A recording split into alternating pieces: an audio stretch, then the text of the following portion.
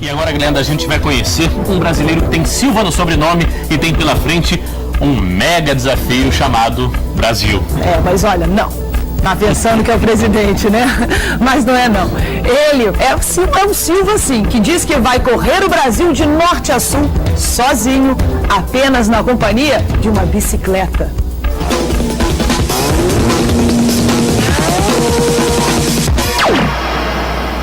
Jorge Silva, 42 anos, mecânico de aviões da Força Aérea Brasileira, instrutor de educação física. O sonho dele é cruzar o Brasil de norte a sul, correndo, pedalando, nadando.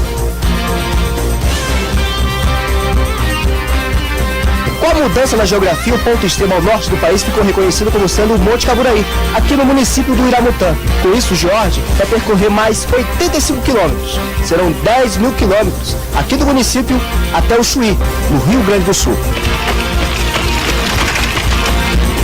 E lá vai Jorge, uma bicicleta de 10 marchas, 2 peças de roupa, 2 garrafas com água, sem equipe de apoio. A comida é o que encontra pelo caminho. Mas não falta coragem a esse potiguar, que divide a estrada com caminhões.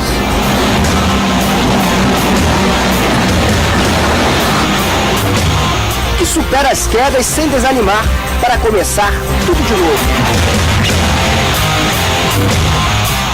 É muita pedra, o caminho é extremamente difícil, subidas, descidas. Das pedras para o asfalto, hora de enfrentar o calor da BR-174, rodovia que liga os estados do Amazonas e Roraima à Venezuela. É noite, Jorge ainda está na 174, mais de 20 horas pedalando e correndo. O cansaço é visível. A vitória que a gente esperava, conquistar o estado de Roraima, ela está se concretizando. Os faróis e a chuva anunciam a chegada de Jorge. Ele venceu a primeira etapa da viagem. Ele venceu Jorge Silva de Souza, o maratonista que inventou de cruzar o Brasil de norte a sul. Chegou lá. E a pergunta que se impõe é: por que ele fez isso? A troco de que uma pessoa se manda sozinho numa aventura como essa?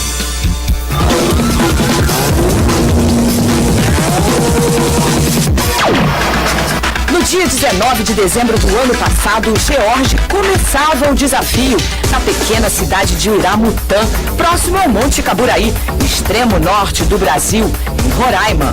Sozinho e sem apoio de ninguém, ele pedalou e correu 18 estados, num total de quase 10 mil quilômetros. Uma super aventura que o Esporte Espetacular acreditou e acompanhou da largada até a reta final. Depois de 90 dias na estrada, finalmente na sexta-feira passada, Jorge chegou ao Chuí.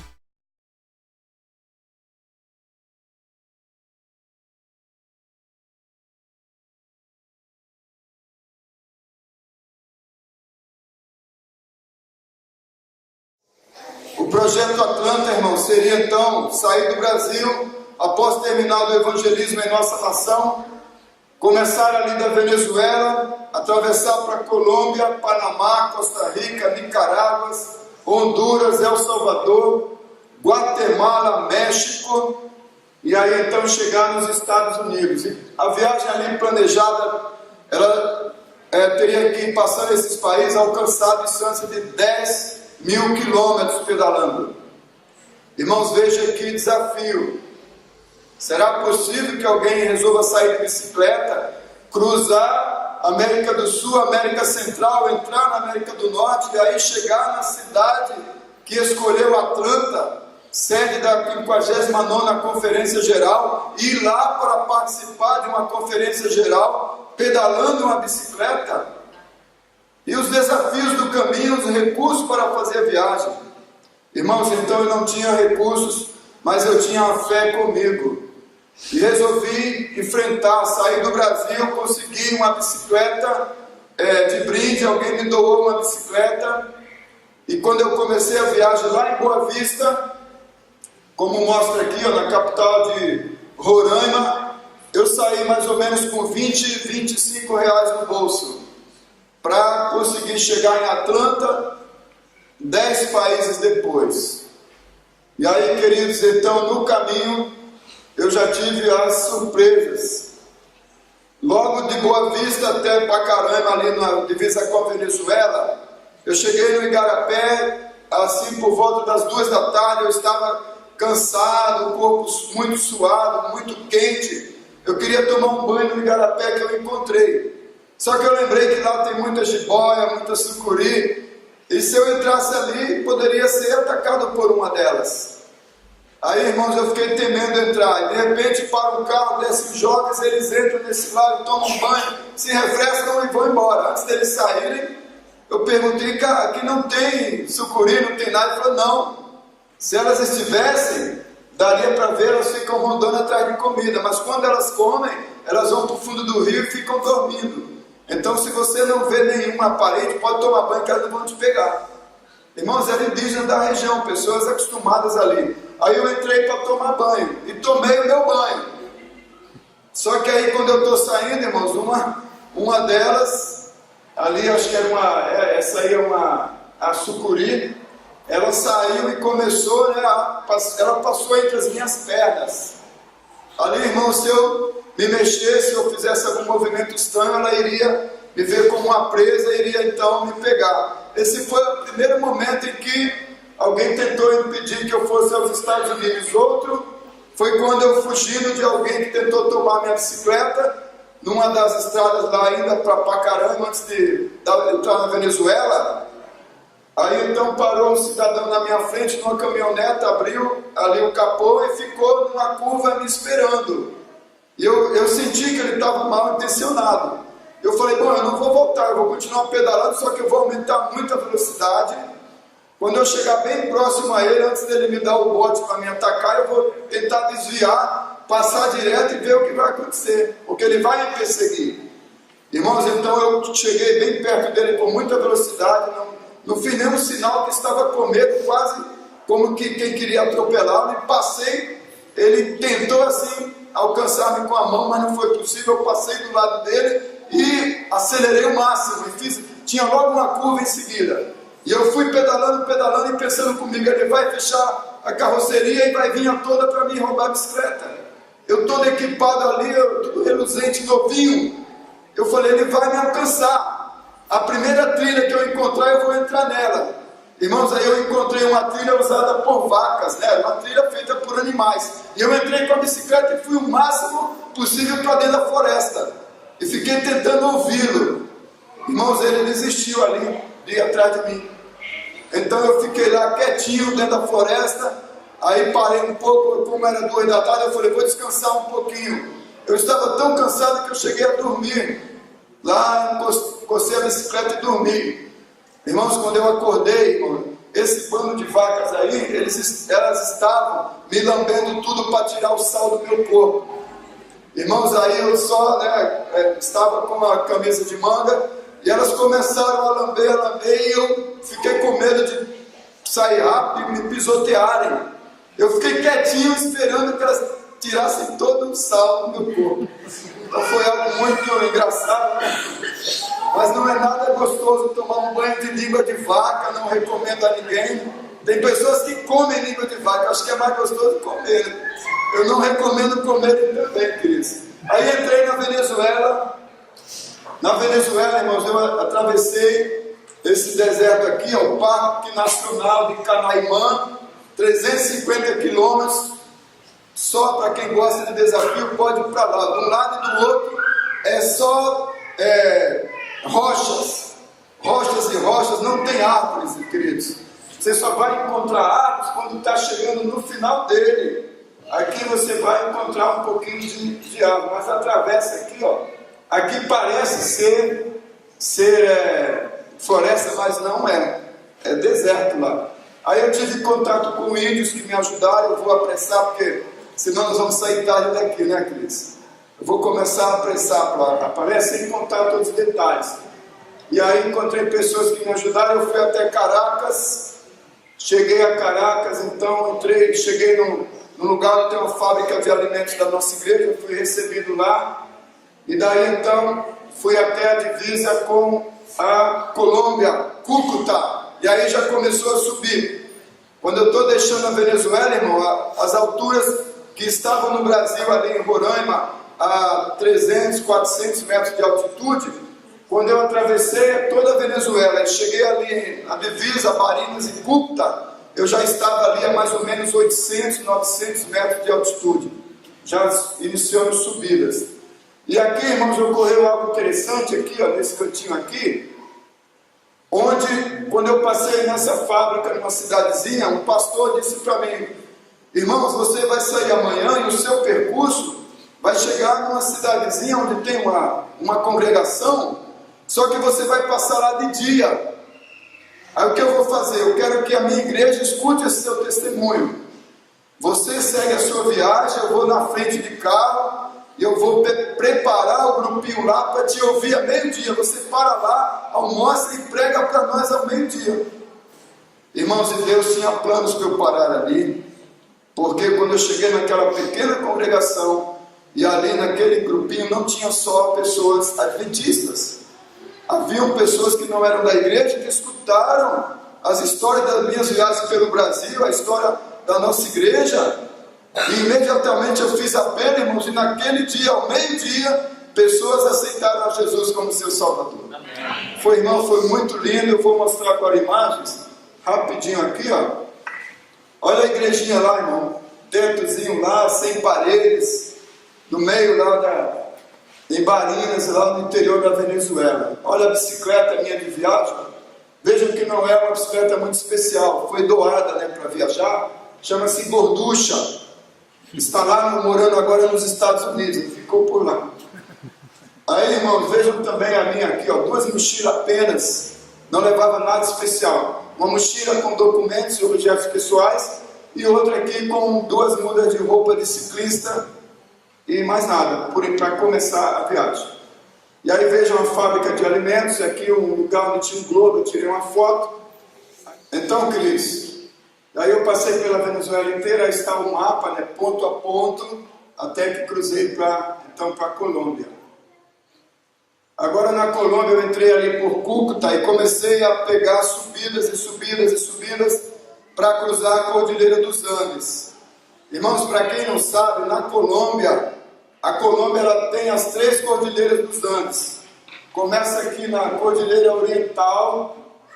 Para você chegar até o Panamá, a partir da Colômbia, você tem que cruzar a Cordilheira dos Andes 3 vezes, já tem 3 partes dela. É o único país que tem 3 trechos da cordilheira. Então você cruza a Cordilheira Oriental e pega a Central, que vai até Bogotá. E daí então você continua em direção do Panamá e passa pela Cordilheira então Ocidental. E aí eu estive na universidade da nossa igreja, em Medellín, e daí então segui até o Golfo de Darién.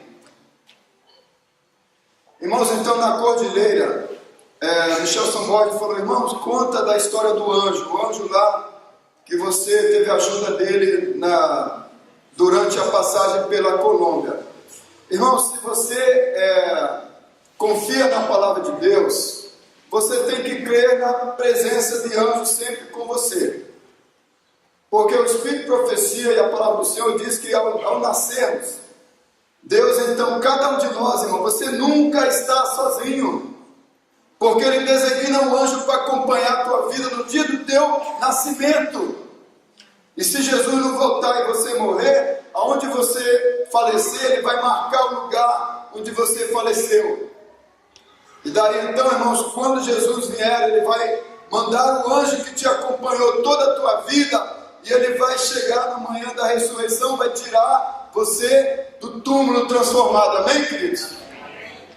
Irmãos, e a serva do Senhor, isso não está na Bíblia, está no livro do Espírito de Profecia, ela diz bem claro que os anjos tomam a forma humana ou a forma que quiserem, para que você seja socorrido numa hora de necessidade.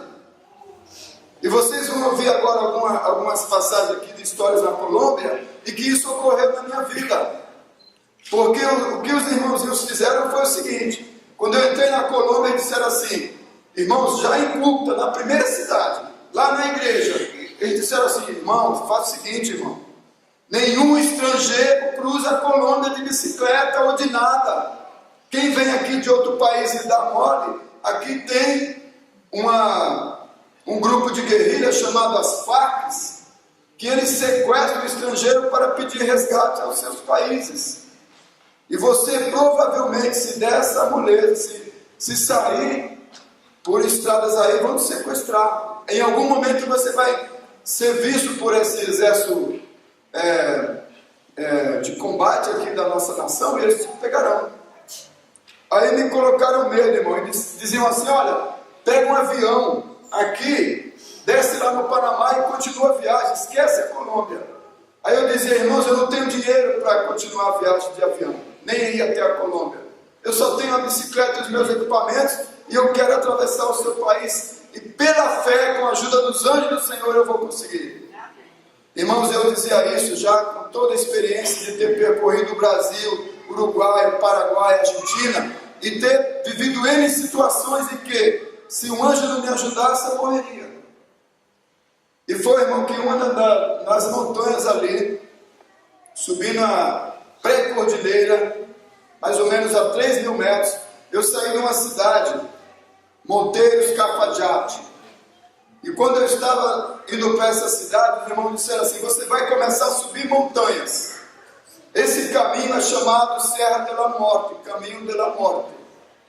Irmão, você precisa de alguém te acompanhando, levando água, porque você vai começar a subir a montanha e você vai desidratar. E são 100 quilômetros, mais ou menos, até essa outra cidade, e não há onde pegar água. Você vai subir, não tem rio, não tem nada.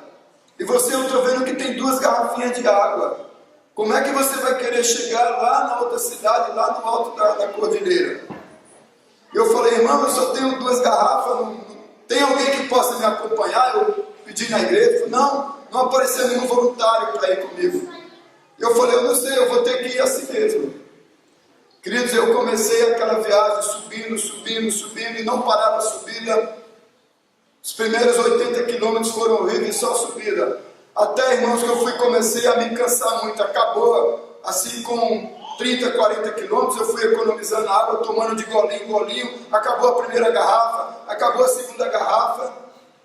E quando acabou a segunda garrafa, eu não estava ainda na outra cidade, não tinha chegado ao topo, mas eu estava perto do topo.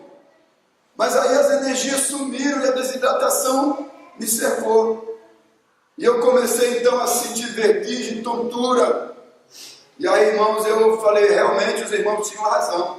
Sem água não era possível alcançar essa cidade. Eu estou tão perto do topo, porque a outra cidade ficava praticamente no topo da pré-cordilheira, 100 quilômetros à frente. E eu falei: Senhor, está acabando o ministério. Eu vou então, nesse momento, pegar minha câmera, vou fazer um vídeo e vou encerrar o trabalho aqui. Porque sem água o coração está ficando pesado, os batimentos, eu estava começando a ter arritmia, porque a arritmia cardíaca, o sangue vai perdendo líquidos, sai toda a água, ele fica grosso e dá aquele colapso cardíaco. E eu estava nesse momento, quando eu coloquei a câmera para tirar uma foto de mim ali mesmo e fazer um videozinho e deixar a recordação do momento ali. Eu sabia que alguém viria depois e iria me encontrar. Aí quando eu preparo a câmera para fazer a foto, no espelho da câmera eu vi que vinha um ciclista. Aí quando eu olhei que vinha um ciclista, eu me virei, soltei a câmera e me virei. Irmãos, apareceu do nada um senhor numa bicicleta, um senhor bem mais alto que eu, estatura assim do Michelson Borges, numa bicicleta, uma cor avermelhada, reluzente. O homem surgiu do nada. Quando eu estou lá tirando a foto, eu olho ele assim na minha câmera, eu falo: tem uma pessoa, eu acho que é ciclista. Quando eu me viro, é ele, um anjo. Aí ele chega assim para mim, e a primeira coisa que eu olho é se ele tinha água. Aí eu olhei, ele tinha garrafa, tinha uma garrafa só com ele. E ele perguntou: e aí, tá tudo bem? Como é que você vai? Subiu a serra, que bom, chegou no topo da serra. Você está a 20 quilômetros do seu alvo. E eu disse: olha, eu estou acabado, não tenho água. Ele falou, não, eu tenho uma garrafa aqui. Ele pegou aquela garrafa, irmão. Quando eu vi aquela água, eu tomei dele, assim, eu tomei dele e comecei a tomar rápido. E ele falou, calma, toma devagar, que você pode passar mal. Irmão, eu precisava daqueles goles de água. E eu tomei com toda... Aí eu terminei a água. Quando eu tomei o último gole, eu lembrei, meu Deus, se esse homem veio aqui de perto, tudo bem, mas se ele tiver vindo de longe, não sei para onde ele vai, era a água dele, eu acabei a água dele. Eu falava, me desculpe, eu tomei sua água todinha. Ele falou, não, essa água é para você mesmo. Está satisfeito? Eu falei, sim. Eu tinha tomado só uma garrafa, eu tinha a impressão que eu tomaria 5 litros de água. Irmãos, eu tomei aquela garrafa de água e rapidamente passou a sede, passou o cansaço, passou tudo. Comecei a me sentir bem e comecei a falar com ele. E ele perguntava, por que você está fazendo? Eu falei, não, eu estou vindo do Brasil, eu estou viajando, e aí eu estou pregando o Evangelho. Que bom que você prega o Evangelho, olha, leve a Jesus a todo mundo. E ele começou a me incentivar. Aí eu perguntei, você vai comigo até Cafajate? Ele falou, não, eu vou descer. Eu falei, para, você não pode descer, são quase 100 quilômetros e não tem água, e eu tomei a sua água. Ele falou, tchau, não se preocupa comigo, siga a tua viagem. Irmão, ele montou a bicicleta sem uma gota d'água e desceu o caminho, iniciou o caminho que eu fiz para subir até ali. Irmão, se você não crê, creia a partir de hoje, anjos existem, e anjos tomam a forma humana para nos socorrer. Por isso Deus me fez passar isso para lhe contar. E aqui, ó, nesse estreito de Dariém, quando eu cheguei nessa zona vermelha, irmão, aqui, ó, o estreito de Dariém, ele é a zona onde fica as Farcs, onde eles se escondem porque é uma região pantanosa, cheia de florestas, e aqui tem 18 mil homens do exército das Farcs. E daí, queridos, quando eu estava entrando aqui nessa região, eu preguei numa igrejinha chamada Acandi, lá no finalzinho, bem ali. Aí faltavam uns 100, 150 quilômetros dentro da região das Farcs, aqui, ó, esse pedaço aqui. Aí, resultado, eu terminei de pregar à noite nessa igreja, e os irmãos disseram, olha, aqui você volta, você tem que voltar para Turbo, tem que voltar para Medellín, tem que pegar um avião até o Panamá. Eu falei, irmãos, eu vim até aqui, vou ter que voltar? Sim, porque não é possível você atravessar esse trecho das Farcs. A última vez que alguém tentou chegar ao Panamá por esse caminho aqui da nossa igreja, saiu um grupo de 16 irmãos, e só tivemos notícia que alcançaram o Panamá metade, 8 apenas alcançaram. E como você disse que vai atravessar essa região, eles são daqui, conheciam, mesmo assim foram capturados. Você não pode, irmão, fazer isso, você tem que voltar. Eu falei, irmãos, mas eu preciso, pela fé, olha, onde é a trilha, onde é o caminho, me coloquem nessa trilha que pela graça de Deus eu vou conseguir atravessar esse caminho. Pela minha experiência como militar que eu tenho, eu conheço florestas, eu tenho uma bússola, e eu acho que eu consigo. Ele falou, irmão, não é pelo esforço seu, você provou que atravessou as cordilheiras, que você tem perna para cruzar, mas vão te agarrar porque é dentro das Farcs. E ninguém, irmão, queria me levar até a trilha. Aí eu disse, então amanhã, irmão, por favor, pelo menos me coloque no início dessa trilha e deixe o resto com Deus e seus anjos. E então, 7 horas da manhã, alguém me levou até o início da trilha, supostamente, que varando ela eu chegaria na cidade para ir para o Panamá. Queridos, então, mais uma vez o anjo do Senhor apareceu, porque eu comecei 7 da manhã a trilha, quando eu havia pedalado até as 10 da manhã, ou seja, 3 horas, estava lá, ninguém mexeu comigo, eu cheguei numa bifurcação, haviam 3 caminhos para seguir, um para a esquerda, um para a direita e um em frente. O em frente tinha uma porteira, era uma propriedade lá dentro. Aí eu falei, bom, aqui eu não vou entrar na propriedade alheia, eu vou pegar aqui pela direita. E eu peguei pela direita. Quando eu andei uns 100 metros, alguém grita para mim, irmão, vou. A pessoa gritava, irmão, retorne. Queridos, eu retornei. Quando cheguei com aquele homem lá, aí ele disse assim, olha, você pegou o caminho que leva direto a um acampamento das Farcs. Aí essa região tem o exército da guerrilha. Aí eu falei, então eu vou pela esquerda. Ele falou, pela esquerda também, é outro grupo. Aí eu falei, então é em frente, mas tem uma porteira. Aí eu perguntei, ué, como é que você, o que você está fazendo aqui? Não, eu estava na igreja ontem à noite, eu ouvi a sua mensagem, e eu vim para te ajudar a passar esse caminho dentro das facas. Eu falei, não, mas na igreja eu não te vi, como que você estava lá? Não, eu estava na igreja. Ele insistiu que era o irmão da minha igreja que estava lá, e que tinha sido enviado para me guiar. Irmãos, ele falou, então você me segue agora. Esse irmão estava com uma moto. Então, irmãos, anjos também andam de moto. Aí ele foi, deu com o pé na porteira, a porteira abriu-se, ele entrou e mandou que eu o seguisse. Irmãos, eu segui essa pessoa, esse anjo, das 10 da manhã até mais ou menos as 4 da tarde. Irmãos, e não tinha realmente como eu encontrar o caminho sozinho, porque ele passava num monte de lugares estranhos, cruzava pântanos, cruzava riachos, passava em trilha dentro de floresta, cruzava propriedades lá das facas, como é que fala, isoladas lá por dentro. Mas aí teve um momento em que ele passou assim por uma florestinha, e quando eu fui seguindo pela trilha, irmãos, eu caí dentro de uma clareira. Dentro dessa clareira, logo que eu entrei, tinham 2 soldados. E quando eu os vi, eu os reconheci como não sendo soldados do exército colombiano. E quando eu olhei a farda deles toda marrotada, toda feia, eles sem a blusa da farda, com as metralhadoras colocadas num canto, e ambos pegaram cada um facão e foram em cima de mim. E quando eles me cercaram ali, irmão, provavelmente iam me prender naquele momento, eu procurei a pessoa que me guiava com a moto, que havia passado por eles. Parece que eles nem viram. Mas, irmãos, quando eu olhei um pouco à frente, a pessoa que estava de moto, ela passou no meio deles, passou aquela clareira dentro da floresta e ficou do outro lado me esperando. Mas eu estava detido ali, não podia passar. Os homens, cada um com facão e mais as metralhadoras do lado.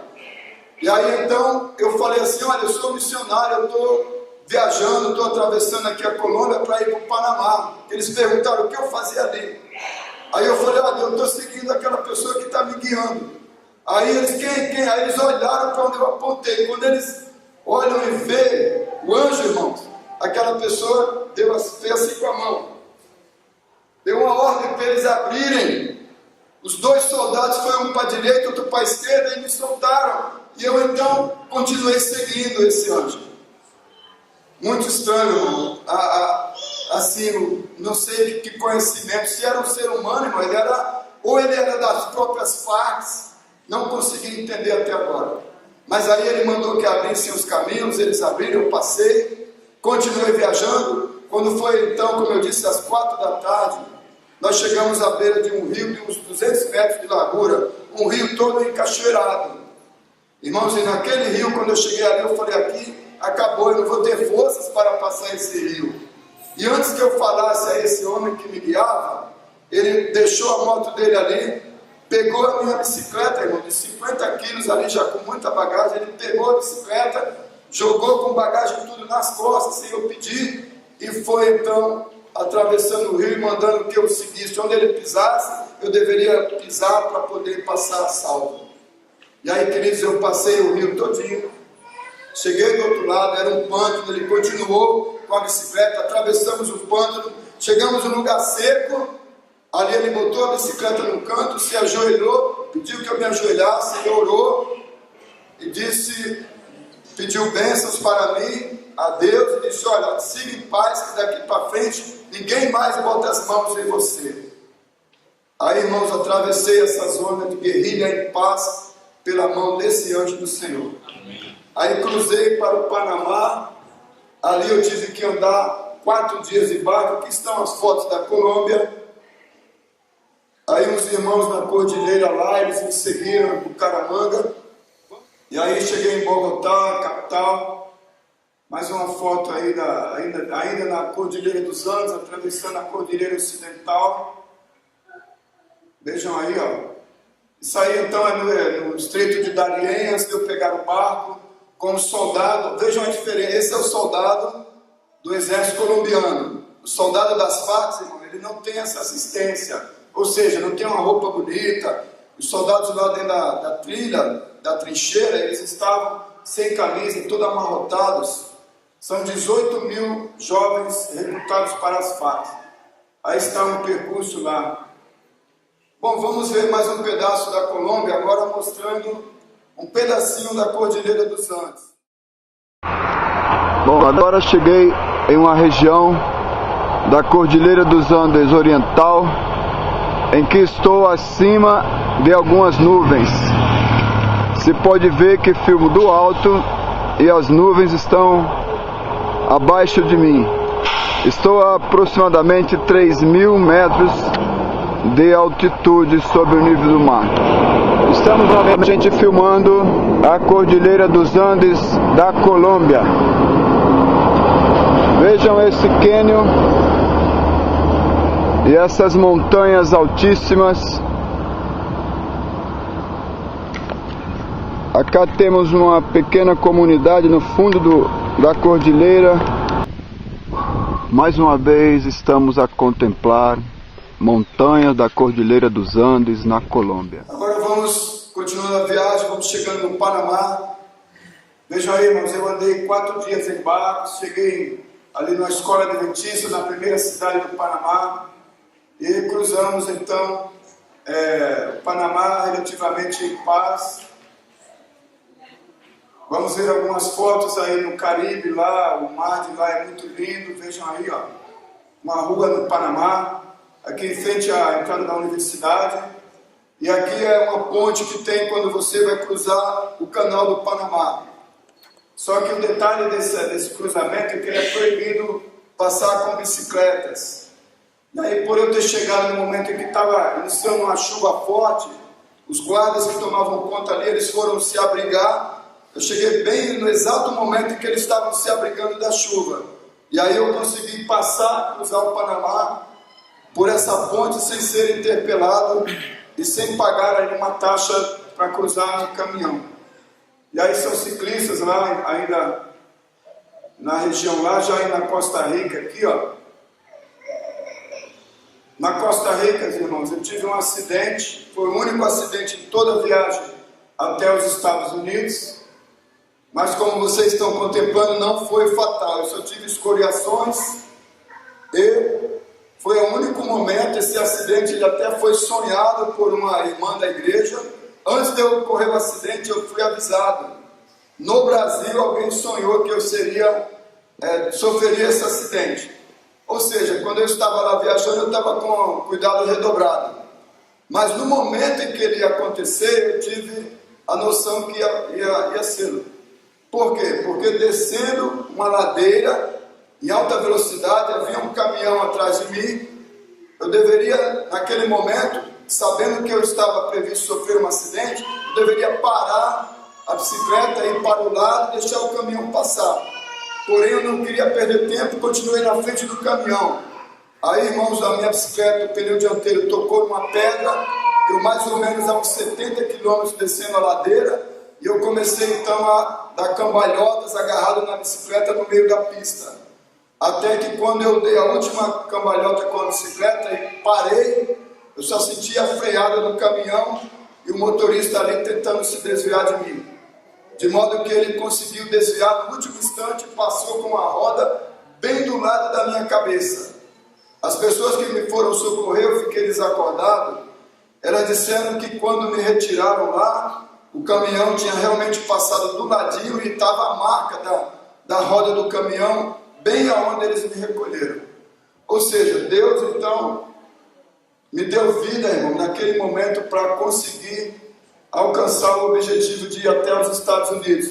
E no caminho eu sempre comia bastante fruta, mas na Costa Rica eu fiquei curioso, tirei essa foto, de encontrar muito caju pelas estradas. E eu perguntava aos irmãos, por que vocês não comem caju? O caju fica se estragando.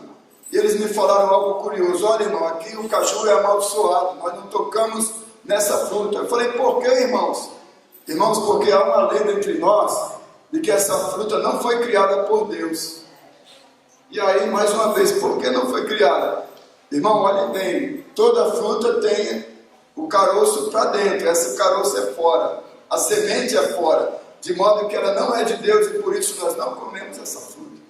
Aí eu disse, que bom, irmão, melhor que vai sobrar muito caju para mim. E foi isso, em toda a Costa Rica eu tinha muito caju para comer nas estradas.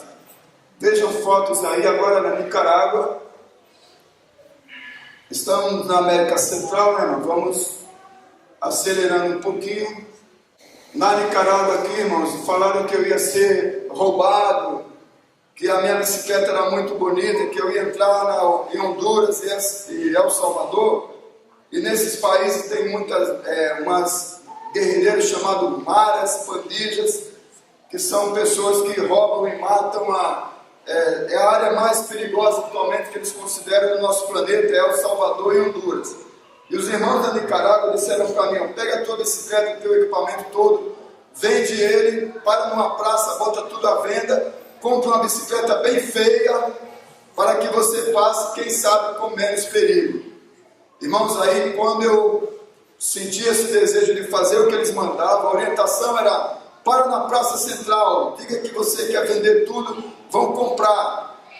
Mas aí então eu fui consultar a Deus, e através de muita oração, passei a noite daquele dia, antes de começar a noite, então, para iniciar a viagem para Honduras, eu passei orando, pedindo a Deus que me desse uma orientação, se eu deveria ou não fazer aquilo. A minha vida estava em jogo, mas a continuidade da viagem também, porque uma bicicleta muito ruim poderia me atrasar. Irmãos, eu orei bastante, e eu tive a glória de ouvir outra vez a voz do Senhor, que numa voz bem suave e mansa, ele me disse assim, filho, segue a tua viagem, ninguém vai tomar nada do que é teu, você vai chegar em Atlanta com tudo que você tem. Amém, irmãos? Eu ouvi, como eu disse no início, né? Você tem que ter fé para entender o chamado, para você continuar aqui, para você ouvir tudo. E lá fala, Isaías 30, 21, quando você desviar para a direita ou para a esquerda, os teus ouvidos ouvirão uma voz dizendo, esse é o caminho, andai nele. Então, irmão, verdadeiramente Deus fala conosco. E aí eu passei em Nicarágua, passei perigo em vulcões, eles estão lá. Na Nicarágua existem 7 vulcões ativos. É o único país do mundo onde existe essa quantidade de vulcões todos ativos. E lá tem um grande perigo. Quando você está na estrada e essa fumaça vai na direção da estrada, se você não tiver de carro para fugir dela, a fumaça te mata. E os irmãos diziam, irmão, você corre muito risco de bicicleta, porque se em um momento a fumaça for na sua direção, a fumaça é tóxica e ela pode tirar a sua vida. Mas aí vocês vejam, eu tirei a foto, a fumaça estava na direção contrária, nunca ocorreu isso. E lá, irmãos, tem as iguanas, as crianças ficam nas estradas vendendo esse animalzinho, me ofereceram para comer, eu sou vegetariano, não posso comer isso, não tenho como levar. Muita pobreza, irmão, na Nicarágua. E aí, vejam, eu atravesso então para Honduras, onde falaram que tinha os maras. Irmãos, eles falaram que era um grupo perigoso e realmente foi, porque eu tive contato. Vou contar rapidinho um contato com o grupo deles. Na estrada, eu estou lá viajando em Honduras e de repente, irmão, sai da estrada um grupo de jovens. Mais ou menos uns 10 jovens saem assim, de dentro da beirada da rodovia. Aí eles me aparecem a uns 100 metros na minha frente. E quando eu observo bem, irmão, cada um deles está portando um facão. Aí num ritual eles fazem uma... vai metade para um lado, metade para o outro. E começam a arriscar com o facão a pista. Pista assim, tirando o fogo da pista com o facão. E eu indo na direção deles, eu já sabia que eles saíram para me atacar. Irmãos, eu só tive tempo de pedir a Deus misericórdia. Senhor, livra-me. Estou vendo que são as pessoas más que tem nesse país, como me avisaram. Eu peço que o Senhor me socorra nesse momento. Eu fiz uma oração breve, mas não parei de pedalar e fui ao encontro deles. E eles, irmãos, fizeram aquele corredor humano para eu passar no meio, para me atacar ali. Eu falei, Senhor, eu estou na tua mão, eu confio em ti, o Senhor vai me livrar. E eu fui avançando na direção deles. Irmãos, eu não sei quem eles viram à minha volta, que quando eu cheguei perto deles, para cruzar pelo meio deles. Eu ia passar mesmo no meio deles e passei, mas antes de eu iniciar a entrar, passar no meio, cruzando aquele jovem de facão, um deles falou assim: não, para, deixa que esse aí siga em paz. O chefe deles, irmãos, de repente desistiu de me atacar, de me roubar, de me tomar bicicleta, conforme profetizaram na Nicarágua que me tomariam tudo. E Deus não permitiu, irmão. Aí eu cruzei a Nicarágua, ou melhor, cruzei Honduras. Aí está, irmão, a única foto, eu tenho só 2 fotos de Honduras. É um país pequeno que eu cruzei num dia só. Honduras e El Salvador, cada um dia. E aí está a foto desse jovem das maras. Não tirei pessoalmente, depois eu consegui a foto. Irmãos, eles são tão maus que cada tatuagem que eles fazem no corpo dizem que é em homenagem a uma morte que eles cometeram. Me falaram isso: irmãos, quando você encontrar pelo caminho alguém tatuado, fuja dele, porque aqui os maras, o código deles é o seguinte: eles são respeitados pelos números, pela quantidade de tatuagem que tem no corpo. Cada tatuagem é uma morte que está sobre a cabeça daquela pessoa. Então esse aí, irmão, realmente está cercado de morte, né? E aí entrei em El Salvador, da mesma forma tive contato com a outra facção lá criminosa chamada Pandilhas. Irmãos, esses aí eu passei em lugar e encontrava eles armados e as pessoas diziam: olha, vamos tomar tudo. Mas, irmãos, era sempre a mesma situação. Eu ia sem medo, atravessando, e ali, em vez de me...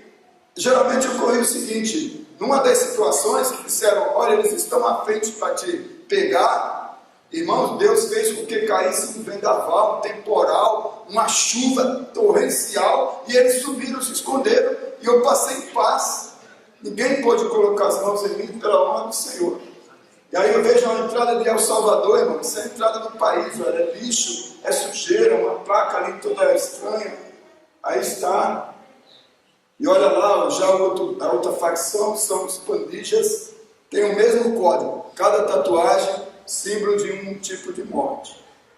Guatemala, irmãos, a Guatemala foi o país, irmãos, onde eu tive um descanso.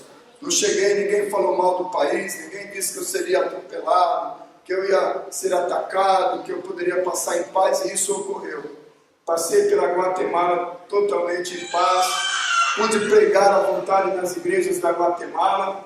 E aqui estão algumas fotos da entrada da Guatemala, né? Aí nas ruas da Guatemala. E então entramos no México. Irmãos, já no México ocorreram várias situações de perigo. Uma delas foi uma perseguição. Assim, numa parte da estrada, um carro passou por mim numa velocidade normal. Aí ele anda um pouco, lá na frente ele resolve voltar. Aí ele volta, passa por mim de novo e vai lá para trás, imaginando o que fazer. Aí nisso ele já focou o meu material, tudo que eu tinha. E quando ele passa na segunda vez, retornando para me ver novamente, acendeu a luz de perigo. E eu pensei: Senhor, eu estou em perigo. E a minha reação instantânea foi aumentar a pedalada para fugir, porque ele estava passando por mim a fazer o retorno, para encostar em mim de novo. Irmãos, aí eu acelerei com todas as minhas forças, buscando um lugar de refúgio. Isso era altas horas da noite, era como meia-noite. Eu estava fazendo um trecho noturno, totalmente deserto, para ganhar terreno, para apressar a minha volta, a minha chegada nos Estados Unidos. E aí então esse carro veio, focou as luzes para me alcançar. Mas, irmãos, antes dele me alcançar, eu tive forças para sair da estrada, subir uma ladeirinha que eu encontrei, igual em Roraima, e fui com a bicicleta com tudo para dentro da mata. Só parei de percorrer as trilhas que eu encontrava dentro da mata, porque minha bicicleta tinha uma luzinha, quando eu bati numa caixa. Eu bati numa caixa, a bicicleta foi para um lado, eu fui para o outro. Eu vi que era uma caixa de madeira. Irmãos, aquilo era uma caixa de abelhas. E as abelhas, irmãos, elas foi abelha para tudo quanto era lado. Irmãos, e vocês sabem que a abelha, quando ela está ameaçada, ela começa a morder. Irmãos, nenhuma abelha me mordeu. Nenhuma. Mesmo eu tendo batido forte nelas. Daí então eu retornei à pista, continuei a viagem. cheguei ali numa região onde ocorreu outro milagre. Eu tinha que fazer 300 quilômetros. E os irmãos disseram: querido, por favor, esses 300 quilômetros é impossível você fazer, porque é uma região desértica, é uma região meio pantanosa, tem muita água, não tem onde você sair da estrada e ali fazer um lugar para dormir. Se você vai fazer esse trecho, você tem que ir no meio do caminho dormir em algum lugar. Mas você vai encontrar muita água e provavelmente não vai ter ninguém, não tem casa, nada. Aí eu fiz o planejamento, eu falei: Senhor, então eu vou, são 300 quilômetros, eu vou fazer 150, no outro dia 150. Mas os irmãos disseram que não há lugar nenhum de dormir. Numa casa não tem nada nesse percurso, é mais ou menos como no início da Venezuela. E eu já muito experiente, porém eu pedi a Deus, irmãos, eu fiz uma oração. E eu disse assim: Senhor, o Senhor sabe que eu durmo em qualquer lugar, mas eu te peço o seguinte: quando eu terminar nesse dia, desses 300, os primeiros 150 quilômetros, que eu encontre um lugar agradável para dormir. Irmãos, então comecei a pedalar e orando. Então quando eu estava lá pelas 2 da tarde, e aí então quando eu olhei o odômetro, 100 quilômetros, eu falei: opa, 100 quilômetros, 2 da tarde, vou começar a olhar nas laterais o que eu acho. Aí foi lá 110, 120. Irmãos, eu ia passando por pontes, porque eram vários riachos e havia umas pontes. E eu olhava nas pontes e eu só via de um lado e do outro água. E eu pensava: Senhor, eu já estou com 130 quilômetros, passei mais uma ponte e não tem água. Eu só sonhava em encontrar uma ponte onde dormir embaixo. Irmãos, vejam como o Senhor atende a sua oração. Porque exatamente quando eu estava completando os 150 quilômetros, passei mais uma vez em cima de uma ponte, já estava o dia quase se pondo. Eu falei: Senhor, cheguei nos 150 quilômetros, o que será que tem embaixo dessa ponte? Será que aqui terá um abrigo para mim dormir, descansar essa noite e amanhã terminar esse deserto? Irmãos, Deus atendeu a minha oração, porque entrei lá no México, saí percorrendo, mas embaixo daquela ponte, olha o que tinha lá, irmãos. Encontrei a única ponte seca de todo esse caminho, e olha o que eu fiz: peguei a minha barraca, armei ela em cima do colchão, o sol foi se pondo, e eu descansei e relaxei. E veja um detalhe aqui, ó, se você olhar a foto anterior, tem um pouquinho de água só. As outras pontes, irmão, uns 150 quilômetros para trás, todas tinham água passando por baixo dela, mas essa aqui não tinha, queridos. Irmãos, esse é um Deus que cuida, um Deus que protege, um Deus que acompanha você pouco a pouco e não deixa nada te pôr a mão, amém? Por quê? Porque o alvo era chegar onde? Estados Unidos. Não tive problema, eu estava com o visto americano, consegui ingressar. Quando eu cheguei ali na fronteira, em Matamoros e Brownsville, Estados Unidos, os irmãos disseram: querido, como é que você vai entrar nos Estados Unidos? Você tem visto? Porque se você não tiver, aqui nós temos as pessoas especializadas em atravessar a fronteira pelo deserto. Eu falei: não, irmãos, eu tenho visto. Eu entrei bonitinho lá, sem problemas. Mas aí quando eu cheguei nos Estados Unidos, ali está escrito $10. O que quer dizer isso aí, irmãos? Porque eu entrei nos Estados Unidos e eu não tinha $1 para comer. Aí eu falei: Senhor, eu cheguei aqui e não tenho $1, como é que eu vou almoçar hoje? Aí saí pedalando pela primeira cidade, fui pedalando em direção ali, ó. Vocês podem ver que é uma zona marítima, né? Aqui, ó. Eu fui pedalando em direção da primeira cidade, da cidade seguinte, depois de Brownsville. E aí eu pensava como eu iria comer. Quando chegou perto de 11 horas, eu fui até a beira-mar, deixei a bicicleta perto de uma árvore e fui tomar banho. Fui no mar. E o meu pensamento era esse: e agora? Como comer sem nem $1? Depois do banho, voltei para a bicicleta, irmãos. Por isso que eu digo que Deus tem anjos aqui nos cuidando. Porque quando eu voltei para a bicicleta, eu encontrei do lado da minha bicicleta, bem pertinho da árvore onde eu a encostei, uma nota de $10, amém, irmãos? Veja que cuidado do Senhor para comigo, para com vocês que aqui estão ouvindo isso. $10, irmãos. Aí eu peguei aquela nota, dei glória a Deus por ter achado aqueles $10 e pensei: será que dá para comer? eu vou continuar pedalando em busca de um restaurante, né? E saí buscando um restaurante, encontrei um restaurante chinês, estava escrito self-service. Como eu sou vegetariano, seria o restaurante ideal encontrar, e adentrei o restaurante. E perguntei, olha, quanto é o almoço aqui? Alguém me atendeu e disse assim, olha, para você comer, desde a hora em que a gente abre até a hora que a gente fecha, você pode comer aqui o dia inteiro, é livre mesmo, não é que nem no Brasil, irmão. Você paga lá, você escolhe, come, depois vai embora, você não pode repetir indefinidamente. Mas lá não, irmão, tudo, sobremesa, bebida, comida, saladas, tudo à vontade. Você perguntei o preço, $7. Os $10 não deram exatamente para o almoço e o lanche. E aí fui seguindo os Estados Unidos, irmãos. E aí eu cheguei então lá em Atlanta para a conferência geral. Eu não contei na igreja lá das Mangueiras, mas eu quero contar a vocês. E também não veio nos relatórios, nos diários que o Michel Borges publicava, mas é em primeira mão. Até antes de sair o livro, vocês vão ouvir aqui, irmãos. Vejam bem, eu estava, como vocês ouviram, irmão, passando por situações muito difíceis. É claro que à noite, todas as noites, eu chegava em uma igreja, pregava, testemunhava, fazia apelos para as pessoas aceitarem a Cristo, elas aceitavam.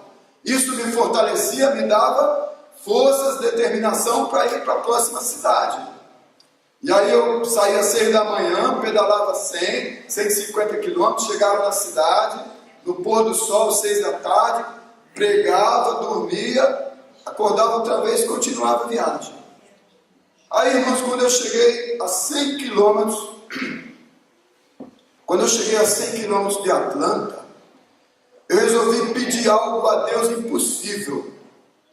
E eu resolvi pedir algo a Deus impossível pelo seguinte, eu falei, Senhor, se o Senhor me atender, mais uma vez o Senhor vai me provar que o Senhor é Deus vivo, é Deus real na minha vida. E o Senhor vai me dizer que se agradou da minha viagem até aqui, que eu não fiz uma loucura, como alguns que estavam dizendo, que não entendem meu ministério, e dizem que eu sou louco, larguei meu trabalho, larguei a família, larguei tudo, para viajar pelos países, como um missionário leigo sem ganhar nada, digamos assim. E eu tenho um grande pagamento das minhas viagens, que é exatamente apresentar pessoas a Cristo. Esse é o meu pagamento do Senhor, né? E aí, irmãos, eu cheguei naquela cidade e disse, Senhor, eu dormi pelo caminho, em florestas, embaixo de pontes, em ponto de ônibus, dormi dentro de grutas, dormi junto a índios, dormi nos lugares mais difíceis, nunca sempre agradáveis, a não ser quando eu ficava na casa dos anciões, na casa dos irmãos da igreja, dos pastores, eu tinha conforto. Mas quando eu não chegava em lugar nenhum, e foram muitas vezes, então, queridos, eu tinha que aceitar o que Deus me dava para dormir. Como foi embaixo da ponte lá, Ele me deu um colchão. Que maravilha, né? Pedalar 150 quilômetros, não saber onde teria que dormir, ter um colchão para você dormir em cima. Era como estar no quarto de casa. Aí, irmão, lá nos Estados Unidos, a última noite antes de chegar em Atlanta, eu fiz um pedido a Deus e disse assim, Senhor, essa noite eu quero dormir como um rei, assim mesmo, irmão. É a minha última noite antes de chegar no meu alvo, Atlanta, depois de quase 10 mil quilômetros. Eu estava olhando o meu odômetro e ele já ia completar os 10 mil que haviam sido planejados. E eu pedi isso aí, Senhor, por favor, eu quero dormir a penúltima noite, a última noite para chegar a Atlanta, como um rei. Não quero dormir em lugar estranho, não. E aí, irmãos, eu comecei a continuar a pedalar aquele dia, imaginando que eu ia chegar no lugar e Deus ia operar um milagre. Mas o milagre que eu queria é o seguinte, eu tinha $40 e eu resolvi, botei no meu coração o seguinte, eu vou chegar num hotel 5 estrelas, eu estava numa cidade grande lá, e eu vi hotéis muito lindos, né? Jamais eu poderia pagar um hotel daquele. Eu falei, esses hotéis são nível 5 estrelas. Se Deus me fizer um milagre de que com $40 eu pague um hotel desse, Ele atendeu a minha oração. Eu vou dormir como um rei, né? No hotel 5 estrelas, mas com $40, irmãos. Por isso que eu achava que ia ser um milagre se ocorrer. Aí eu fui em direção do hotel já no finzinho ali da tarde, sabendo que logo chegaria a noite eu teria que descansar. Irmãos, aí no caminho bateu uma fome muito grande. Aí eu falei, Senhor, eu preciso chegar no hotel e pedir o milagre de alguém me hospedar por $40. Mas eu quero antes comer. E o dinheiro que eu tenho é esse, eu vou ter que comer e o que sobrar eu vou levar para o hotel. Aí, irmãos, eu fui lá no restaurante, pedi um sanduíche para não gastar muito, né? Eu falei, vai sobrar e dá dinheiro, tem que sobrar alguns dólares. Aí pedi o sanduíche, se eu não me engano, irmão, foi $8, $9, eu fiquei com 30 e pouquinho de dólar para pagar o hotel. Aí terminei, estou lá comendo no restaurante, enquanto eu estou comendo tem um senhor e mais um rapazinho me olhando. Aí eu comia devagarinho, de repente voltava a vista para ver quem estava me observando e eles estavam de olho direto na minha pessoa. Aí terminei de comer, saí tranquilo ali daquele restaurante e fui até a minha bicicleta, peguei o capacete, a bicicleta, fui empurrando devagarinho e pensando, e agora? Como é que Deus vai atender essa oração se eu não tenho quase dinheiro e eu tenho que chegar num hotel 5 estrelas? E eu fui saindo do pátio do restaurante devagar e aqueles senhores me seguiam. Aí foram me seguindo até que me alcançaram. Chegaram e perguntaram, amigo, você vem da onde com essa bicicleta? Eu estou vindo do Brasil. Quando eu falei do Brasil, eles não acreditaram. Como no Brasil? Eu falei, sim, do Brasil. Que isso, rapaz? Você veio pedalando, cruzando todos esses países? Aí eu contei. Olha, eu cruzei a Venezuela, a Colômbia e fui falando tudo. Aí ele, que incrível, você deve ter muita história para contar. Eu falei, com certeza. Aí ele, olha, isso é fantástico, eu estou admirado, que coisa linda. E hoje?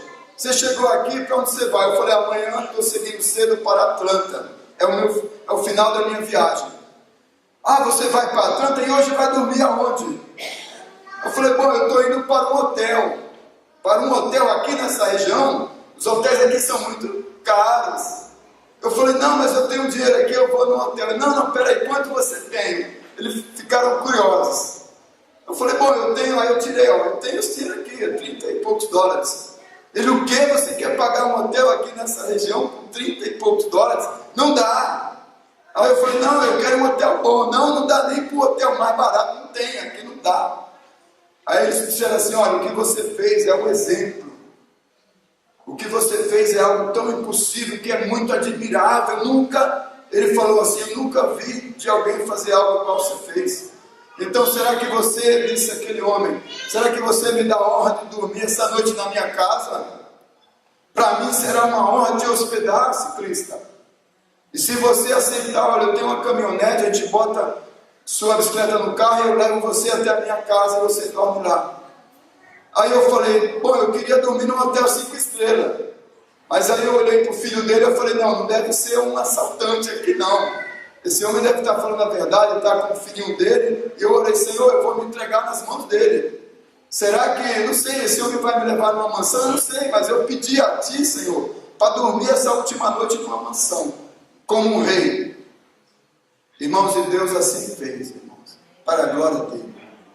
Por quê? Porque aquele homem pediu para eu botar o carro na sua caminhonete, a minha bicicleta, melhor dizendo, eu não aceitei. Eu falei, olha, eu não aceito carona, eu tenho que pedalar. Onde é a sua casa? Ele falou, eu não estou longe, eu moro aqui a 12 quilômetros. Você não quer? Faz só esse pedacinho no meu carro. Eu falei, não, eu vou até lá pedalando. Me deu o endereço, aí ele me deu o endereço. E ele foi embora, irmão, e eu fui seguindo aquelas dicas para chegar na casa dele.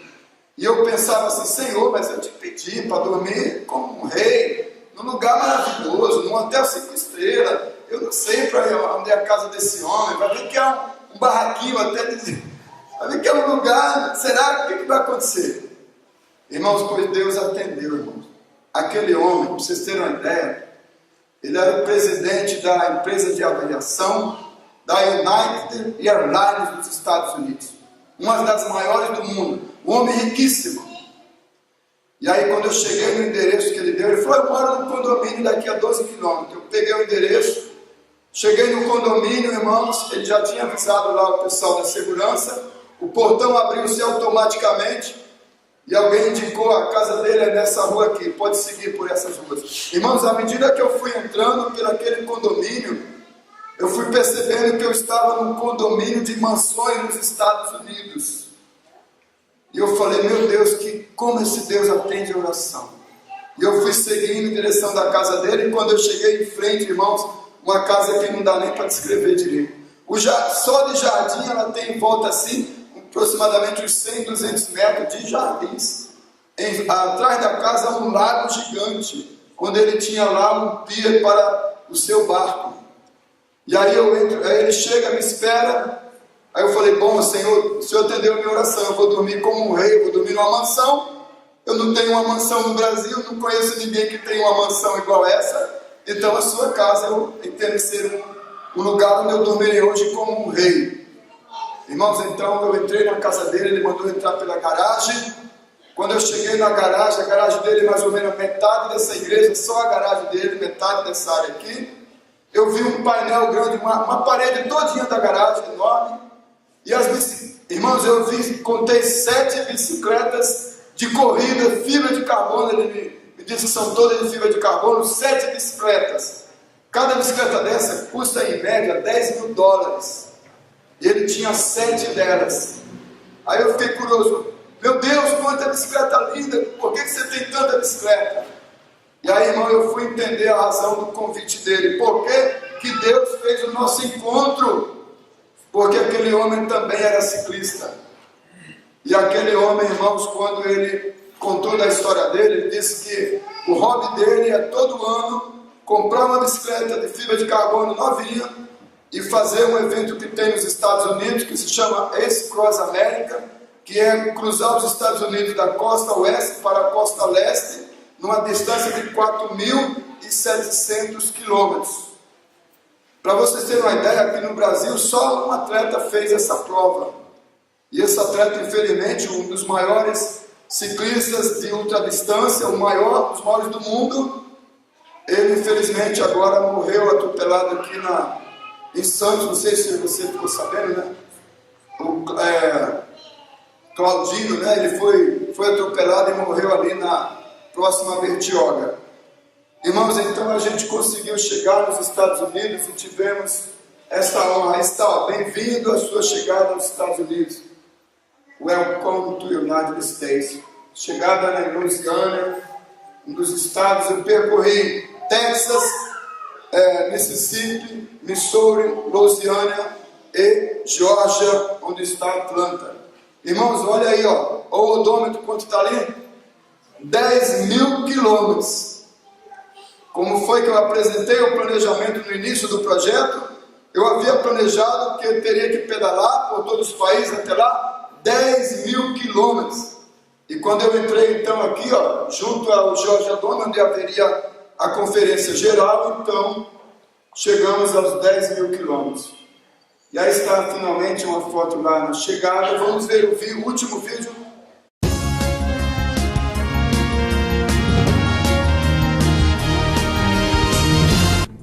Se você viesse da América do Sul para Atlanta, provavelmente você viria de avião, certo? Mas um homem veio pedalando do Brasil até o Georgia Dome. E foi segurando uma bandeira do Brasil que o ciclista George Silva celebrou o fim de sua jornada de mais de 10 mil quilômetros.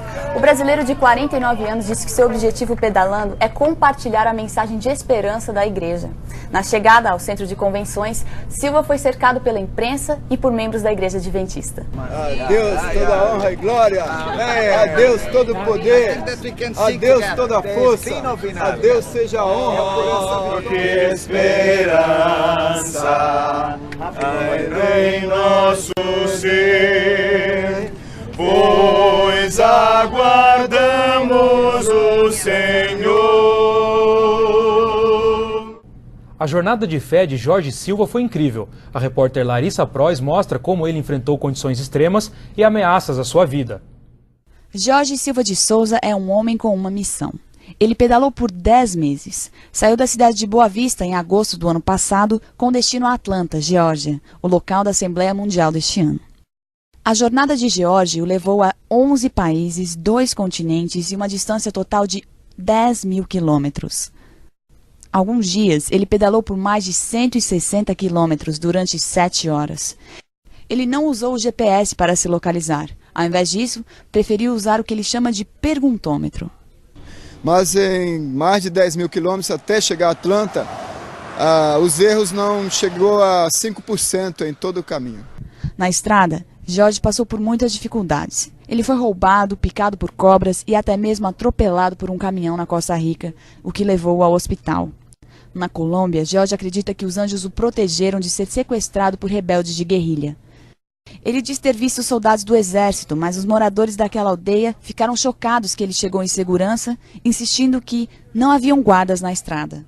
Os países que eu passei, o que eu corri risco de perder minha vida, de terminar esse ministério, foi em Colômbia. E Deus me salvou com seus anjos. George não nasceu cristão.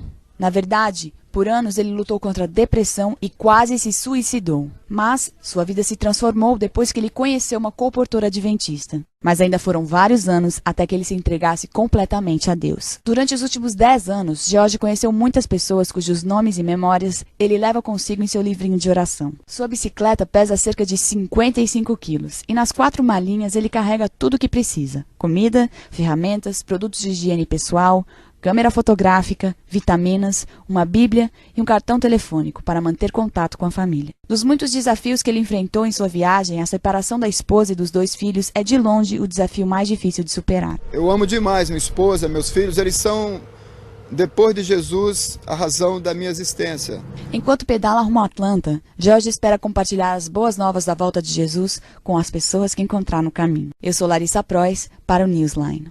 Silva disse que depois da Assembleia Mundial, ele pretende continuar pedalando pelos Estados Unidos, até chegar ao Canadá. Eu vou mostrar agora, já finalizando aqui, então, esse slide é a foto que mostra o local onde morreu uma pessoa. Aí está, na beira da estrada onde eu ia passando. Diz que ele nasceu em 1980 e morreu em 2005, com 25 anos. Eu acho curioso essa foto, irmãos, eu a tirei, porque nesse momento que eu cheguei diante dessa cruz, eu lembrei que exatamente ali eu estava com 50 anos de idade. E aí então eu refleti, falei, poxa vida, esse homem viveu só 25 anos, e na beira de uma estrada ele morreu, num acidente, não sei como ele ali morreu. E ali, irmãos, eu me ajoelhei, e eu orei, e eu agradeci a Deus por ter chegado em Atlanta sã e salvo. E dizer, Senhor, eu tenho o dobro da idade desse cidadão. E o Senhor me deu a vitória de cruzar todos esses países, me salvando da morte muitas e muitas vezes. Glórias eu dou a Ti. Então, irmão, quando a nossa vida ela está nas mãos de Deus, e você tem fé, efetivamente as coisas podem ocorrer para honra e glória de Deus na sua vida. Mas sem fé, como diz, eu comecei a palestra falando de fé. O que é a fé? Que você vai esperar e vai ter a certeza de coisas da sua vida que não ocorreram ainda, mas você sabe pela fé que elas um dia acontecerão. Quando eu fiz o projeto Atlanta, eu dediquei a Deus e falei, Senhor, é um desafio sobre-humano.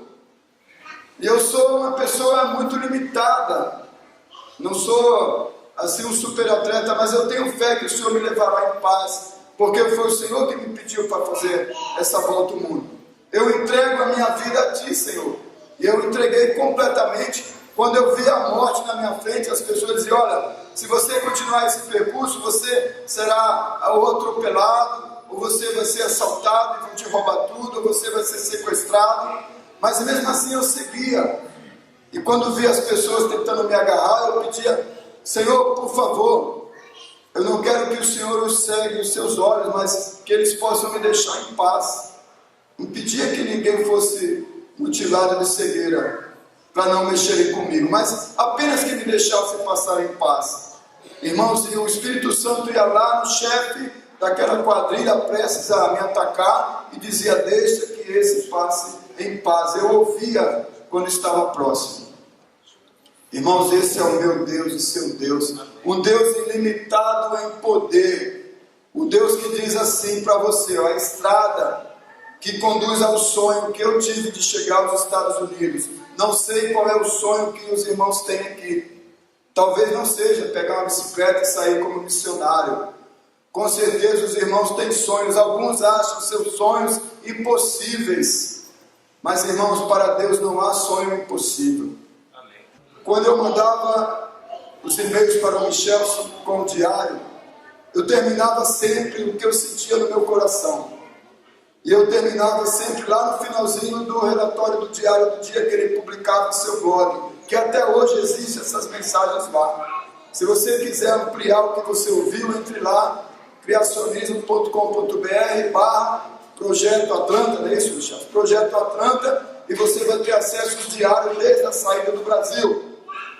E daí eu terminava dizendo assim para as pessoas que estavam lendo: vem comigo, sinta o que eu estou vivendo por essas linhas, vem comigo. E eu falava assim: porque Deus está aqui. E concluindo, irmão, porque eu sentia que Deus estava aqui? Porque a sua palavra me diz: o anjo do Senhor acampa-se ao redor dos que o temem e os livra. Amém? Amém. Verdade, irmãos. Os testemunhos mostraram isso. Os anjos do Senhor que estão aqui